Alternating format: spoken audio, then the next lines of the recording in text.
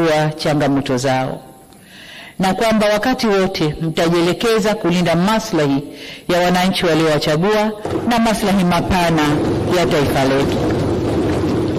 Mheshimiwa Spika, kwa vigezo vyovyote vile, bunge hili ni jipya. Takwimu zinaonyesha kuwa wabunge 223 kati ya wabunge 393 sawa na 56.7% ni wabunge wapya kabisa. Aidha, 45% ya wabunge wote ni wanawake. Wabunge wanawake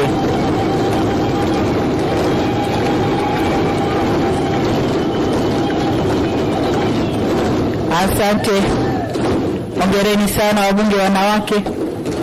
Mheshimiwa Spika, tunasogelea 50%. Tuko 40 point. Wabunge wanawake waliogombea majimboni safari hii ni 36 ikilinganishwa na wabunge 21 katika bunge lililopita. Takwimu hizi zinatueleza kuwa uchaguzi mkuu umeleta mabadiliko makubwa kwa kuongezeka kwa idadi ya wabunge wanawake walioshinda kupitia majimbo na kuongeza idadi ya wabunge wanawake wa viti maalum. Mheshimiwa Spika, uchaguzi mkuu wa kuchagua rais wa Jamhuri ya Muungano wa Tanzania, rais wa Zanzibar na mwenyekiti wa Baraza la Mapinduzi, wabunge, wajumbe wa Baraza la Wawakilishi na madiwani ulifanyika tarehe 29 Oktoba mwaka huu nchini kote. Watanzania kwa mamilioni walijitokeza kupiga kura na kuchagua viongozi waliowataka.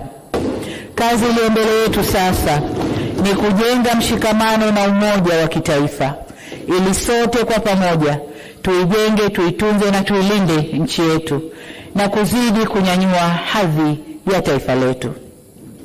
Nitumie nafasi hii kuwashukuru tena wananchi wa Tanzania kwa kujitokeza na kushiriki vyema kwenye hatua zote, kuanzia kujiandikisha katika daftari la kudumu la kupiga kura, kuhakiki daftari na kupiga kura.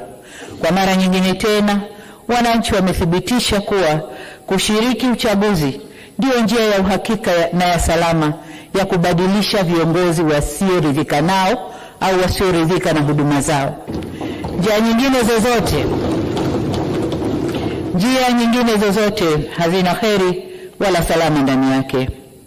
Niendelee kuipongeza Tume Huru ya Taifa ya Uchaguzi kwa kuendesha vyema uchaguzi huu, mchaguzi mkuu wa kwanza tangu kuundwa upya kwa tume hiyo. Safari hii wakurugenzi wa halmashauri hawakusimamia uchaguzi, wala hakuna mgombea aliyepita bila kupingwa. Sisi tuliogombea na vyama vyetu hatukukosa viwanja vya kufanyia mikutano yetu. Kwa ujumla, kampeni zilikwenda vyema. Aidha, utaratibu uliofanyika wa kuongeza vituo vya kupigia kura ulisaidia sana kuondoa msongamano katika vituo hivyo.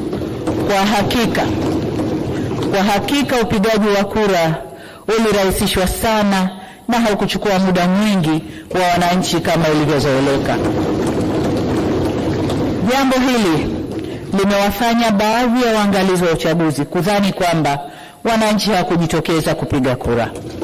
Mheshimiwa Spika, pamoja na kuwa uchaguzi ulifanyika, kulitokeza vurugu za uvunjifu wa amani ambao ulisababisha uharibifu wa mali, kupoteza mali